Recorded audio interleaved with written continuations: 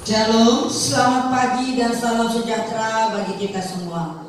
Saudara-saudara yang terkasih dalam nama Tuhan Yesus, puji Tuhan kita masih bersyukur kita bisa berjumpa kembali pada hari ini, Jumat 12 Februari 2021, dalam rangka memperingati tahun baru Imlek.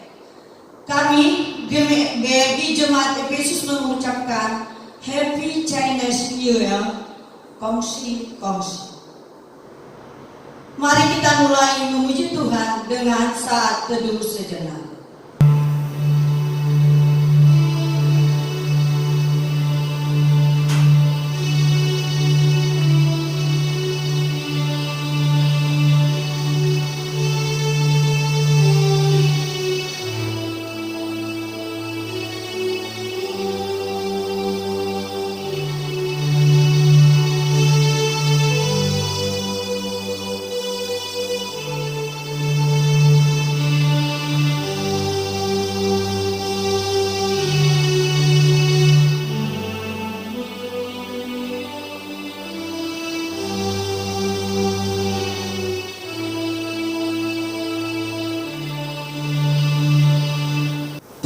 Adalah Raja.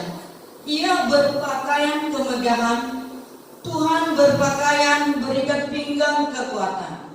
Sungguh telah tegak dunia, tidak bergoyang tatamu, tegak sejak dahulu kala, dari kekal engkau ada. Kita angkat pujian kita dari nomor 1.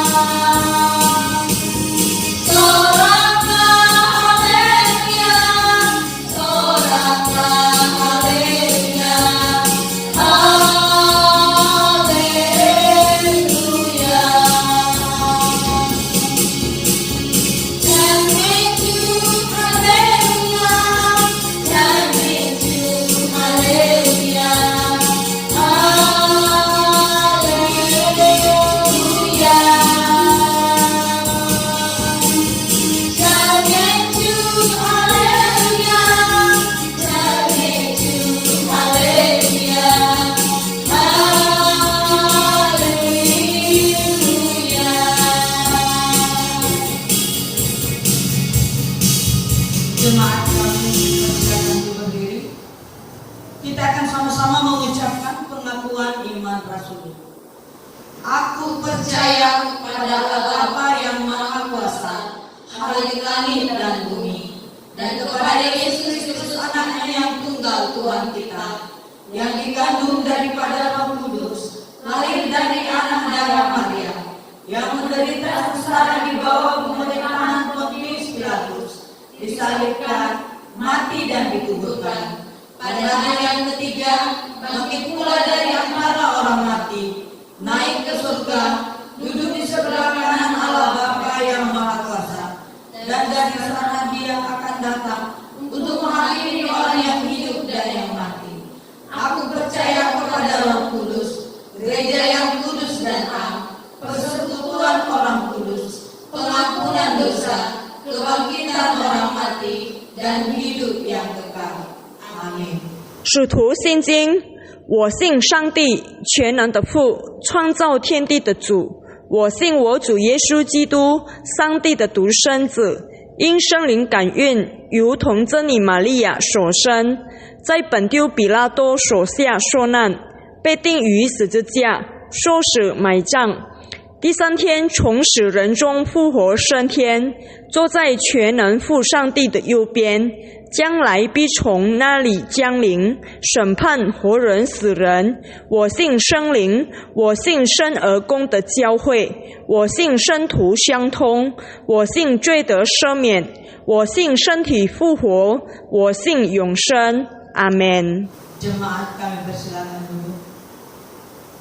Kita berdoa. Terima kasih Tuhan buat pada pagi hari ini, di mana kami merayakan tahun baru Imlek ya Tuhan. Kami bermohon kepadamu, ini adalah awal tahun yang baik bagi kami di dalam menjalani tahun-tahun yang akan datang Tuhan. Semoga dalam tahun ini Tuhan, kami hidup di dalam keberuntungan, hidup di dalam kesehatan. Selalu kami bersyukur kepadamu Tuhan. Terima kasih Tuhan, kami sambut pujian-pujian dan khotbah yang akan kami dengarkan pada pagi hari ini. Terima kasih Tuhan. Amin. Jemaat kami persilakan untuk berdiri. Kita akan membacakan responsorium.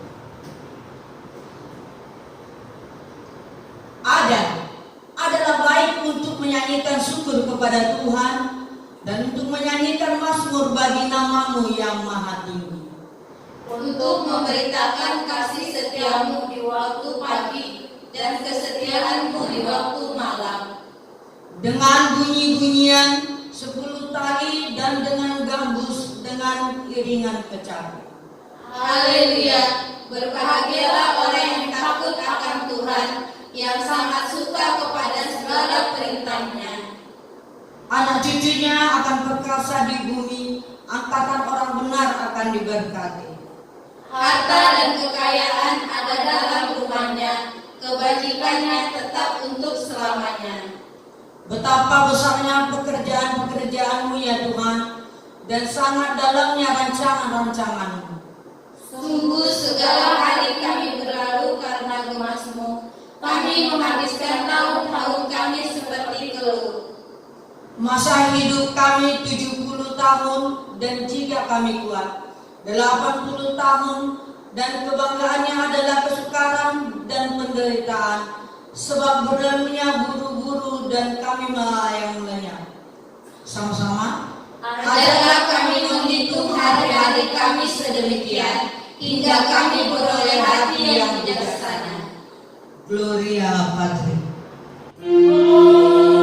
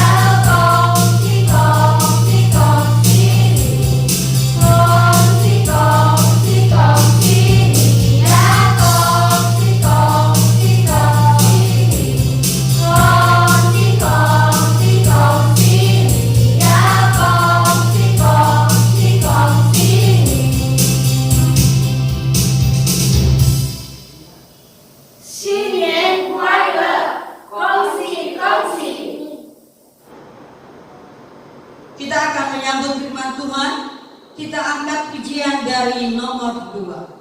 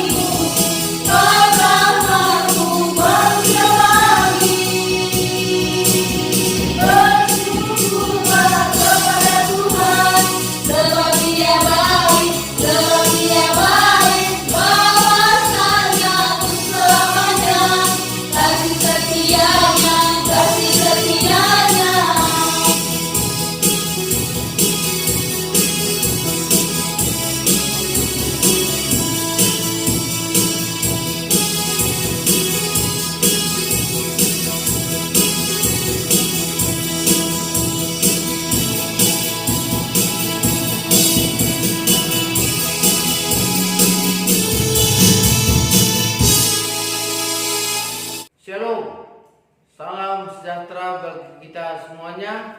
Saya mengucapkan Xinyan Kuai kongsi.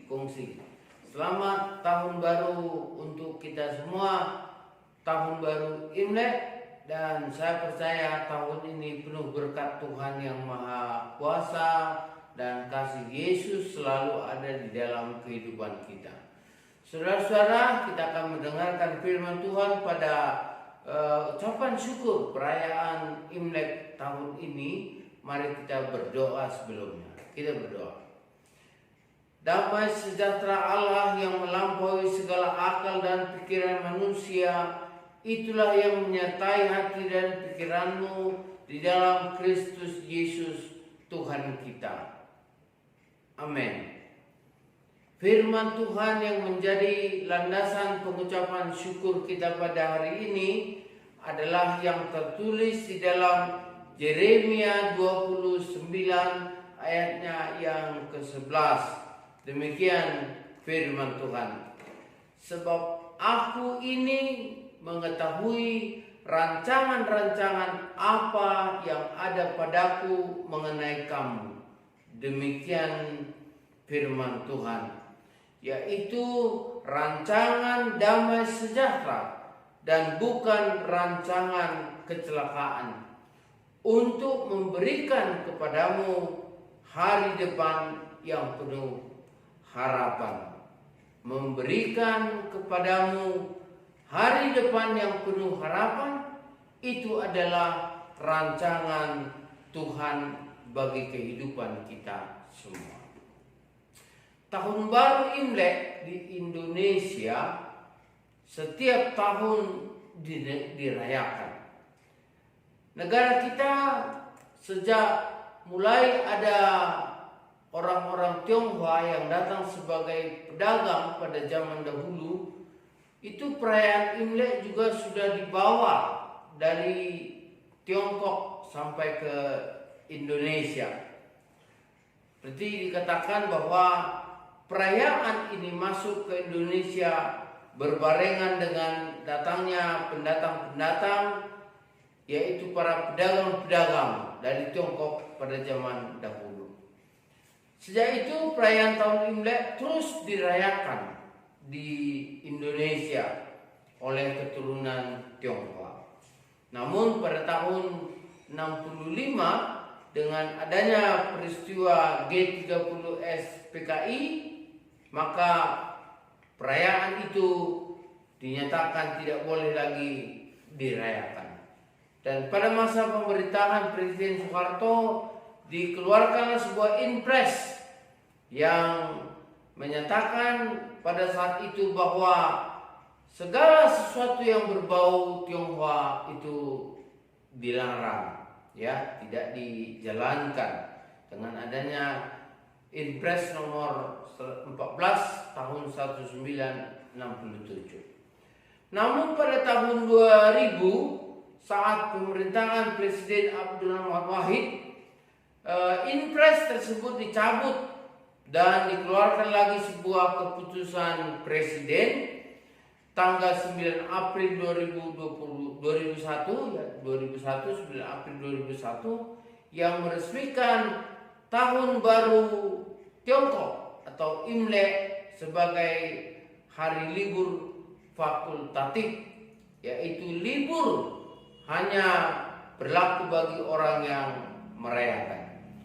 Namun sejak kepemimpinan Presiden Megawati pada tahun 2002, dia juga menyerukan satu keputusan bahwa Imlek dirayakan sebagai satu hari libur nasional, dan itu mulai dilaksanakan pada tahun 2003. Sejak saat itu sampai sekarang, saudara-saudara, tahun raya atau tahun baru Imlek itu dirayakan menjadi hari libur nasional dan dapat dinikmati oleh seluruh bangsa Indonesia. Bahagia sekali ketika kita bisa merayakannya bersama-sama. Saudara, Tahun Baru Imlek itu disebut juga adalah festival musim semi, di mana musim dingin sudah berlalu dan tibalah saatnya memasuki musim semi. Orang-orang mulai menanam dan juga menuai pada saat musim semi, dan itu dilakukan sebagai satu festival musim semi yang dirayakan sebagai permulaan yang baru. Karena ada di sana peristiwa mulai menanam dan juga sampai kepada masa panen. Dari musim semi nanti bergeser kepada musim panas, dan sesudah musim panas masuk ke musim gugur dan kembali lagi kepada musim dingin. Kembali lagi begitu secara teratur, karena di dataran Tiongkok itu berlaku 4 musim. Tidak seperti di Indonesia, kita hanya kenal 2 musim, yaitu musim hujan dan musim panas. Nah, saudara-saudara, tanggal perayaan Tahun Baru Imlek itu tidak sama setiap tahun. Kenapa? Karena perhitungannya tibanya musim semi, awal musim semi itu dihitung menurut perputaran kalender lunar, ya. Kalender lunar, jadi tidak dengan tahun Masehi. Nah, saudara-saudaraku yang dikasihi Tuhan, sampai saat ini masih banyak orang-orang di Tiongkok menggunakan kalender bulan, termasuk juga di Indonesia, khususnya untuk menghitung ulang tahun, ya, ulang tahun dari orang yang lahir itu selalu diingat. Bulan berapa dia, tanggal berapa dia lahir pada bulan kalender atau bulan Tionghoa, kalender Tionghoa, kalender bulan itu. Nah, pada awalnya Tahun Baru Imlek itu dirayakan sebagai penyembahan kepada para dewa dan para leluhur, sebagai ucapan syukur dan pengharapan akan berkat bagi lahan-lahan pertanian mereka. Karena Tiongkok adalah negara yang mempunyai penduduk sebagai petani. Mereka mulai merayakan festival musim semi sejak mulai bulan Desember. Dan ini merupakan satu festival yang sangat panjang, yang puncaknya itu pada saat Tahun Baru Imlek itu. Dan itu biasanya dirayakan selama 40 hari. Jadi sesudah Tahun Baru Imlek dirayakan lagi sampai 15 hari ke depan, sampai kepada Cap Gome, yaitu festival bulan purnama. Ada legenda yang muncul pada zaman dahulu di mana ada sebuah makhluk yang bernama Nen yang selalu keluar pada saat malam tahun baru Imlek sehingga membuat orang takut keluar rumah dan semua menetap di dalam rumah. Tetapi kemudian ada satu anak laki-laki kecil yang berani keluar dan melawan makhluk jahat tersebut dengan menggunakan petasan, ya, sehingga seluruh penduduk mendapatkan keamanan. Itulah dasar sehingga Imlek itu erat kaitannya dengan bunyi petasan. Jadi dengan membunyikan petasan pada zaman dahulu dianggap akan mengusir roh-roh jahat yang mengganggu kehidupan orang-orang percaya, orang-orang pada saat itu. Nah, orang-orang yang merayakan Imlek membakar petasan dengan jumlah yang banyak pada saat tahun baru itu, dan pada pagi harinya juga demikian. Mereka juga turut membakar uang-uang kertas palsu dan emas-emas batangan dalam bentuk cetakan kertas dan memberikan penghormatan kepada keluarga mereka yang sudah meninggal. Saudara-saudara, sebagai orang Kristen yang hanya menyembah kepada Allah dalam wujud Tuhan Yesus Kristus dan kehadiran Roh Kudus yang menyertai kita, maka kita harus benar-benar waspada dalam memilah atau memilih mana bentuk-bentuk tradisi keluarga kita yang boleh kita rayakan sebagai orang percaya. Karena kita yakin dan percaya satu hal, bahwa Allah merencanakan satu rancangan yang indah, yang luar biasa kepada setiap orang percaya, yaitu apa? Masa depan yang penuh harapan. Jadi kita sesudah percaya kepada Tuhan Yesus, kita diajarkan untuk benar-benar membuang rasa takut kepada roh-roh jahat. Kenapa? Karena Tuhan Yesus mampu memenangkan kita dengan iman kita, dengan kuasanya mengusir roh-roh jahat itu, dan kita juga boleh berbakti kepada Tuhan. Lalu jelas sekali dalam kehidupan kita bahwa orang mati tidak lagi ada hubungannya dengan orang yang masih hidup. Nah, dalam hal ini penyembahan-penyembahan kepada roh-roh leluhur itu tidak kita lakukan lagi, karena kita yakin satu-satunya Allah yang layak disembah adalah Allah yang menciptakan langit dan bumi, dan Yesus Kristus yang menolong, menebus dan menyelamatkan kita, serta Roh Kudus yang ditugasi untuk menghibur dan membantu kita di dalam segala kesusahan kita. Jadi inilah bentuk perayaan Imlek yang kita nikmati pada saat ini.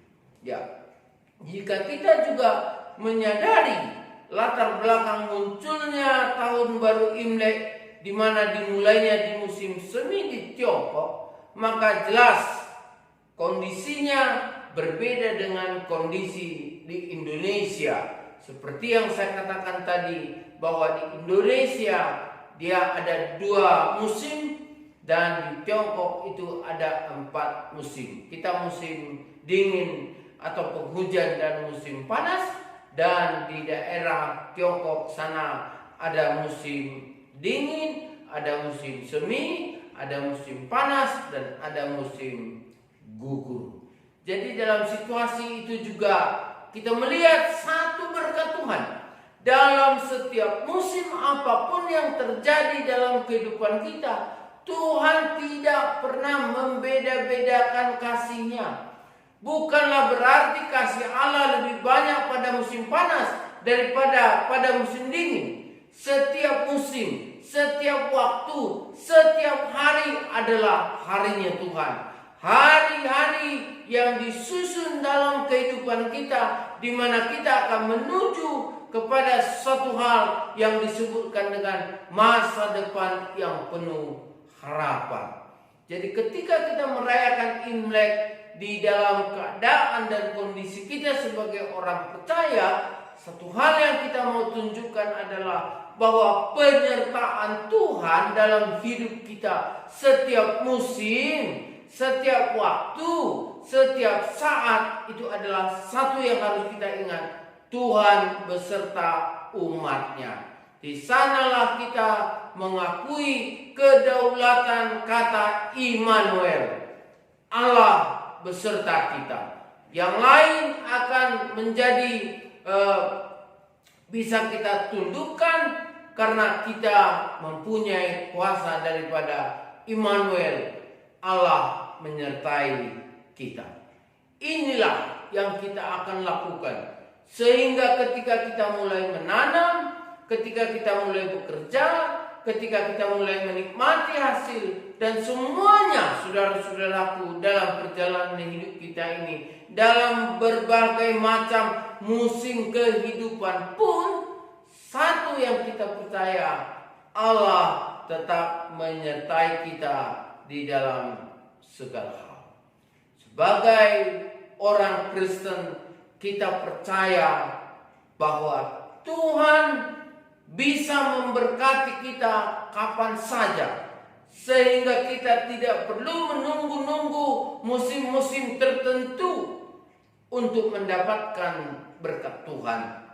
Dengan demikian, jika kita ingin merayakan satu perayaan Imlek ini, maka hal ini bisa kita lakukan hanya mengandalkan kasih sayang Tuhan, di mana tadi Tuhan berkata bahwa Dia memberikan masa depan yang penuh harapan. Sehingga memang kita boleh bakar petasan sebagai sesuatu yang mau membuat kita bergembira. Kita juga boleh memakai baju merah, ya, hiasan-hiasan merah, membuat ornamen-ornamen yang sesuai dengan apa yang menjadi iman Kristen kita. Ya, ada tulisan-tulisan di samping kiri kanan pintu rumah, ada tanda hoax yang kita tempelkan, ada tulisan Sancti Seae di atas rumah kita. Itu tidak jadi masalah. Kenapa? Karena ketika kita melihat tulisan-tulisan itu, kita diingatkan kembali, saudara-saudaraku, akan penyertaan Tuhan, akan janji Tuhan, di mana Tuhan mengatakan, "Aku menyertai engkau sampai akhir zaman." Amin. Itulah kekuatan iman kita. Itulah yang akan membuat kita menjadi sesuatu kemampuan untuk melakukan hidup kita di dalam Tuhan. Kita tidak perlu membakar-bakar apa yang biasa kita lakukan atau yang kita pahami, yang mungkin dianggap orang lain bisa mengusir setan. Tetapi kita cukup beriman. Seperti beberapa kali khotbah Boksu selalu mengajarkan kepada kita, andalkan Tuhan melalui pengajaran dan perkataan. Imani apa yang dikatakan oleh Tuhan, maka kita akan mempunyai power, mempunyai kuasa yang datangnya daripada Tuhan, sehingga kita bisa mengusir roh-roh jahat.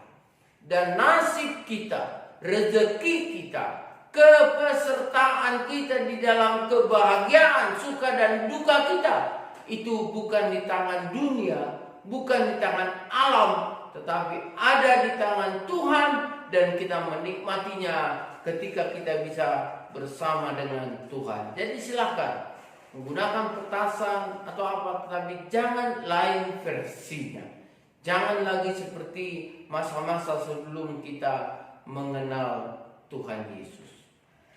Dalam merayakan tahun baru Imlek, saudara-saudara, ada kepercayaan mistis yang tidak lagi kita jalankan sebagai orang percaya. Misalnya, tidak boleh mandi pada tahun baru Imlek, ya, tidak boleh menyapu rumah, tidak boleh membuang sampah, tidak boleh menggunakan benda-benda tajam, tidak boleh memecahkan barang, tidak boleh menggunting rambut, dan banyak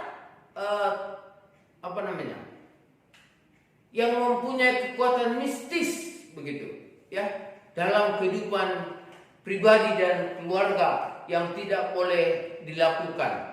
Kenapa? Karena menurut pemahaman pada saat itu, saudara-saudara, kesemuanya ini itu dicegah untuk dilakukan dengan harapan agar bernasib baik, ya, agar rezeki tidak jauh perginya dari kehidupan kita pada saat dimulai di musim semi itu. Tidak demikian pemahaman kita. Tuhanlah yang memberikan kekayaan. Susah payah tidak bisa mengimbanginya. Bukan berarti kita tidak perlu bekerja keras, perlu bekerja keras. Tetapi jangan karena engkau katakan, aku karena kerja keras maka aku bisa menjadi kaya. Bukan. Kalau bukan Tuhan yang menjadikan, maka tidak ada sesuatu apapun yang akan jadi di dalam kehidupan kita ini. Saudara bisa baca itu di dalam Yohanes pada pasalnya yang pertama. Ya. Kenapa kita tidak percaya lagi kepada mitos-mitos tersebut? Karena satu hal, bahwa hidup kita sudah ditebus oleh Tuhan Yesus dan harganya dibayar lunas. Kita ditebus daripada hidup kita yang sia-sia dan kita diangkat menjadi anaknya untuk memperoleh pengharapan yang kekal, yaitu hidup yang cerah dan keselamatan di dalam Tuhan Yesus Kristus. Melalui kesempatan ini, dalam pengucapan syukur ini, saya ingin memberikan pemahaman untuk Bapak, Ibu, saudara-saudari sekalian, dan semua saudara-saudara dimanapun kita berada, bahwa kita tidak perlu cepat menilai suatu budaya dari sisi negatif. Ya, jangan terus kata ini pantang, ini pantang, ini pantang, ini pantang. Tetapi marilah kita menyadari bahwa semua budaya itu diciptakan mewakili pandangan orang yang menciptakannya. Jadi kalau ada satu budaya itu, mengapa itu ada menjadi budaya? Itu diajarkan dulu oleh keluarga, kemudian disebarkan menjadi viral, hal yang baik dan yang positif, lalu itulah yang dilakukan. Tetapi walaupun demikian, jangan lupa saudara-saudaraku, kita harus memperbandingkannya dengan kebenaran firman Tuhan. Sebab tiadalah budaya apapun yang ada di dunia ini yang dapat kita praktekkan jika itu tidak dibenarkan oleh firman Tuhan.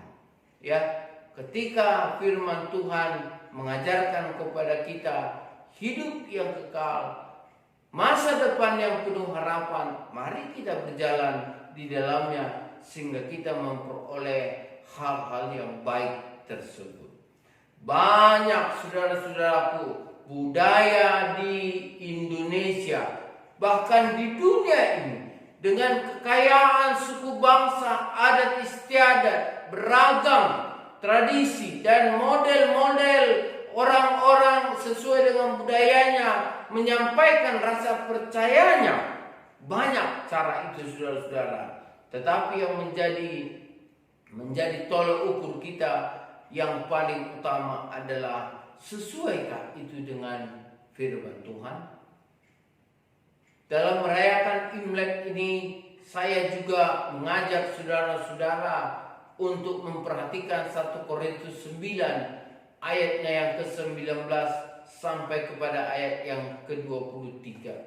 Di mana firman Tuhan ini mengajarkan kepada kita supaya kita menghargai budaya dan kepercayaan yang ada tersebut, agar kita bisa bergaul dengan mereka yang menjalankannya dan menyaksikan kebenaran Injil, dan kebenaran Injil itu akan memenangkan mereka.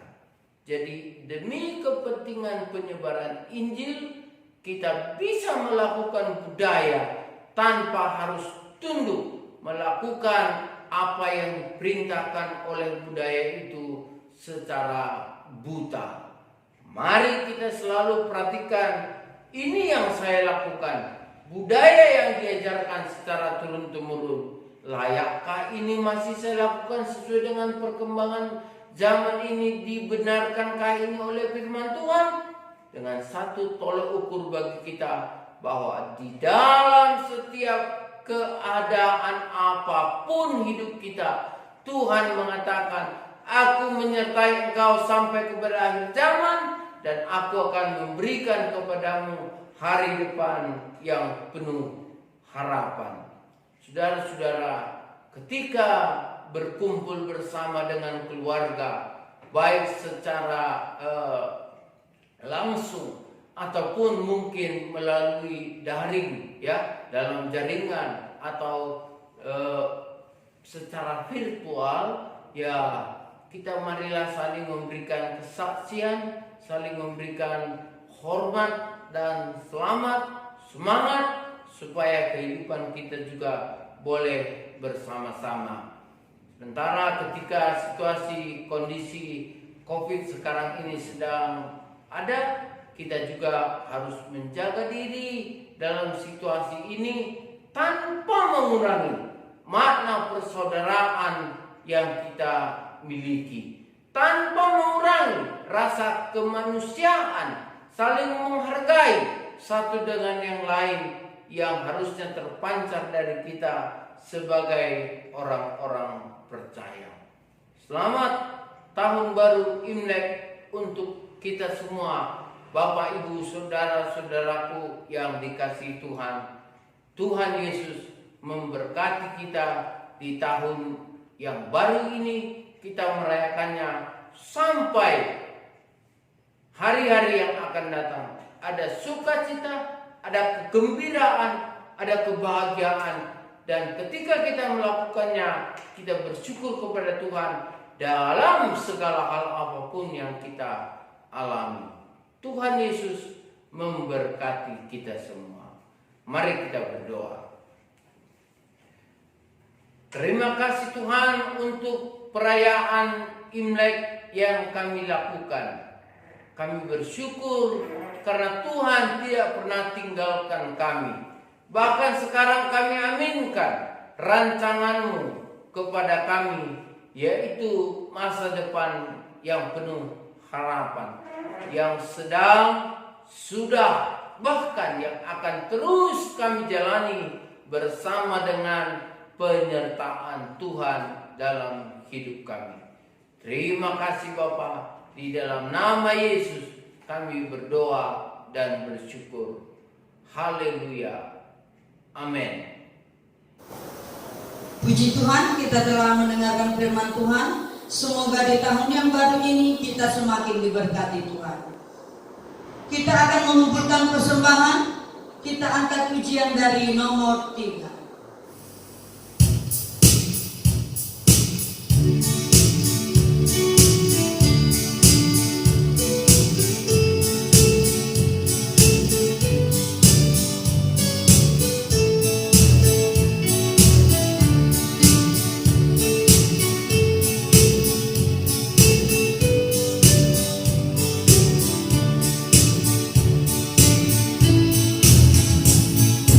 Mulai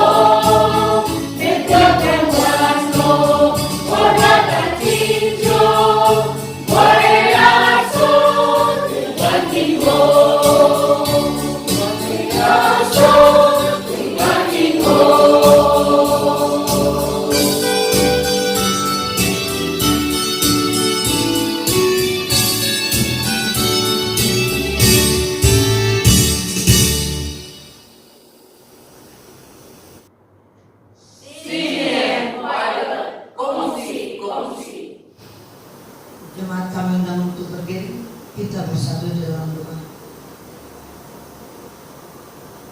Tak bosan-bosannya kami Tuhan mengucap syukur kepadamu atas berkat dan rahmat-Mu kepada kami Tuhan. Khususnya di tahun baru ini Tuhan, kami akan memulai semuanya Tuhan di awal ini dengan harapan untuk tahun ini kami lebih baru lagi, khususnya di dalam keimanan kami Tuhan. Tuhan, sebagian dari berkat yang kami terima kami persembahkan kepadamu. Kiranya berkat ini bisa dipergunakan demi memuji dan memuliakan nama-Mu Tuhan. Berkati setiap tangan-tangan yang sudah memberikannya Tuhan. Tambah-tambahkan rezeki kepada kami semuanya Tuhan. Dalam nama anak-Mu Tuhan Yesus Kristus kami berdoa dan mengucap syukur. Amin. Jemaat kami persilakan duduk. Selanjutnya kita angkat pujian dari nomor 4.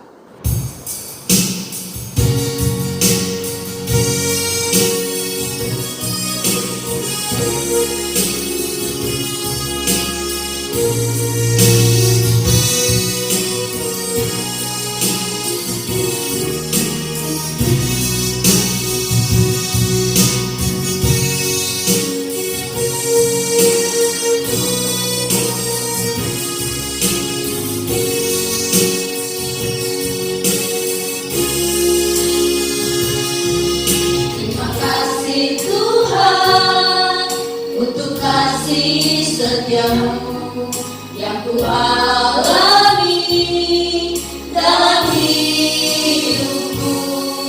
Terima kasih Yesus untuk kebaikan-Mu sepanjang hidupku. Terima kasih Yesusku.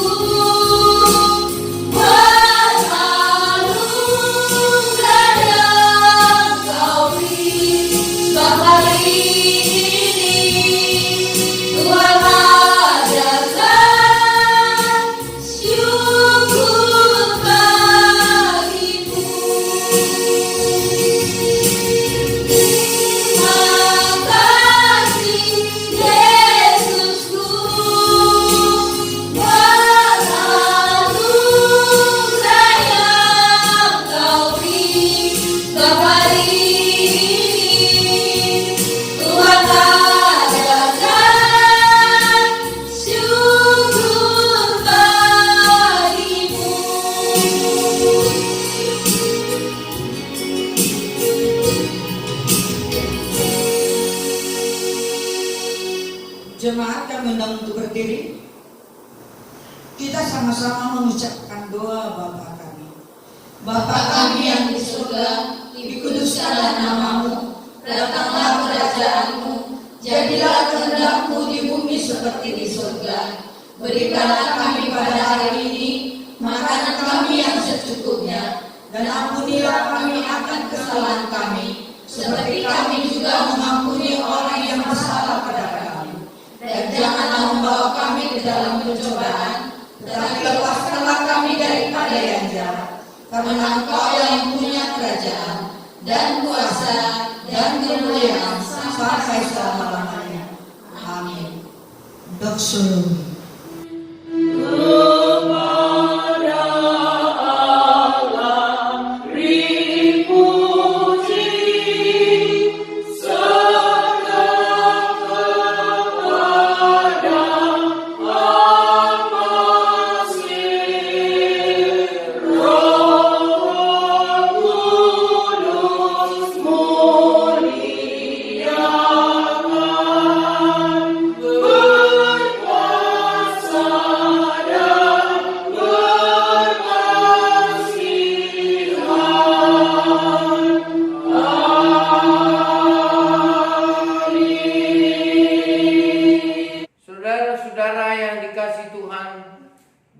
bukalah hatimu dan terimalah berkat daripada Tuhan saja.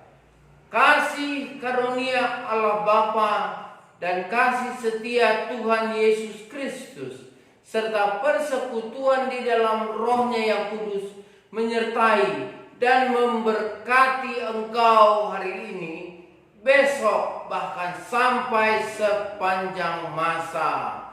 Amin.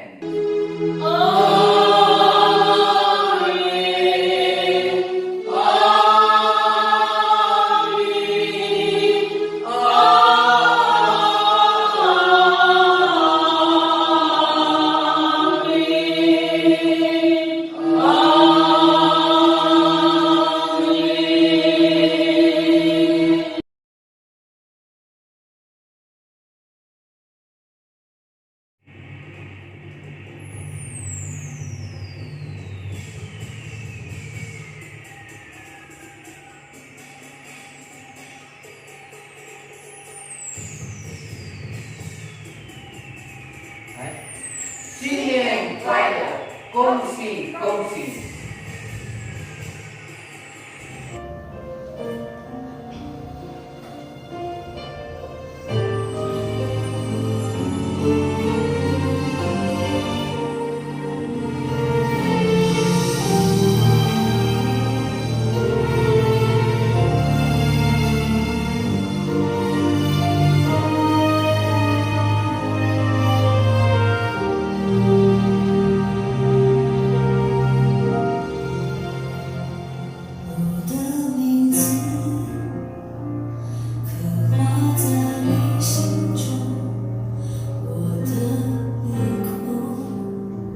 生命在你眼中，不是。